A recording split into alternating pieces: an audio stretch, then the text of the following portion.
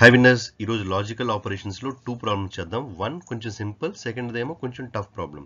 ఈ simple problem first చేద్దాం. W equal to H greater than equal to G అనేది ఒక statement, G equal to C greater than equal to T అనేది ఒక statement, T less than equal to L less than equal to M అనేది ఇంకో statement. ఇప్పుడు ఏం చేయాలంటే first అయితే ఈ స్టేట్మెంట్స్ని, ఈ 3 స్టేట్మెంట్స్ ఉన్నాయి కదా, ఈ 3 స్టేట్మెంట్స్ని క్లబ్ చేయాలన్నమాట. ఎలా క్లబ్ చేయాలి? ఈ 3 స్టేట్మెంట్స్లో ఏదో ఒక కామన్ పారామీటర్ ఉంటుంది. సే ఫర్ ఎగ్జాంపుల్ ఈ స్టేట్మెంట్లో ఏది కామన్ పారామీటర్? ఈ జీ అనేది కామన్ పారామీటర్ అని వాటిని యూజ్ చేసుకుంటూ చేయాలి. సే ఫర్ ఎగ్జాంపుల్ దీన్ని ఎలా చేద్దాం? W ఈక్వల్ టు హెచ్ అంటే W అన్న హెచ్ అన్న మీనింగ్ ఒకటే కాబట్టి అలా రాసుకోండి. H greater than equal to G అంటే H greater than equal to G అన్న W greater than equal to G అన్న మీనింగ్ ఒకటే. నెక్స్ట్ కంటిన్యూషన్ ఏమి ఇచ్చాడు? G ఈక్వల్ టు సి అంటే G అన్న సి అన్న మీనింగ్ ఒకటే. C greater than equal to T. Next T less than equal to L, L less than equal to M. అంతేనా? So ఇది క్లబ్ అయిపోయింది అనమాట. ఈ త్రీ స్టేట్మెంట్స్ క్లబ్ అయిపోయాయి. క్లబ్ అయిన తర్వాత ఇలా ఫామ్ అయింది అనమాట. ఇప్పుడు ఏమడుగుతున్నాడు? Conclusion T less than equal to W అన్నాడు. W ఎక్కడుంది? ఇక్కడ ఉంది. T ఎక్కడుంది? ఇక్కడ ఉంది.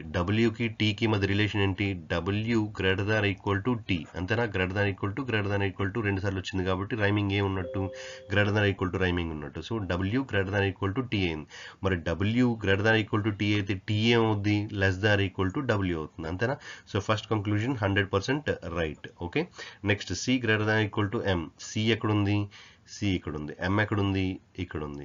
సికి ఎంకి మధ్య ఏ రైమింగ్ ఉంది? C greater than equal to less than equal to అన్నాడు. అంటే greater than equal to less than equal to అన్నాడంటే రైమింగ్ ఏమైపోయింది? కట్ అయిపోయింది అనమాట. ఓకే. రైమింగ్ కట్ అయిపోతే సికి ఎంకి మధ్య రిలేషన్ ఏమవ్వచ్చు?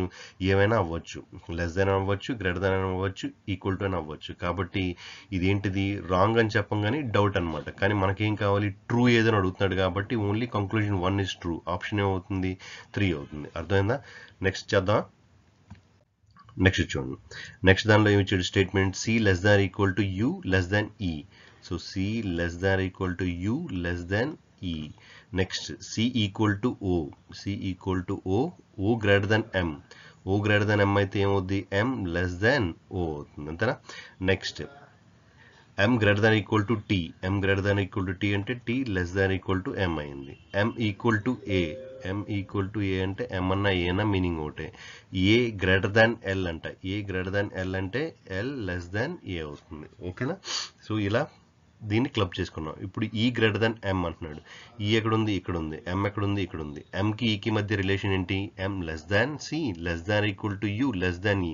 అంటే అన్నింటిలో కామన్గా ఏముంది? Less than less than less than కామన్గా ఉంది కాబట్టి ఎంకి ఈకి మధ్య రిలేషన్ ఏంటి? ఎం లెస్ దాన్ ఈ. ఎం లెస్ దాన్ ఈ అంటే ఈ ఏమవుద్ది? గ్రేటర్ దాన్ ఎం అవుతుంది. ఓకేనా? నెక్స్ట్ సికి టీకి మధ్య రిలేషన్ అడుగుతున్నాడు. సి ఎక్కడుంది? ఇక్కడ ఉంది. టీ ఎక్కడుంది? ఇక్కడ ఉంది.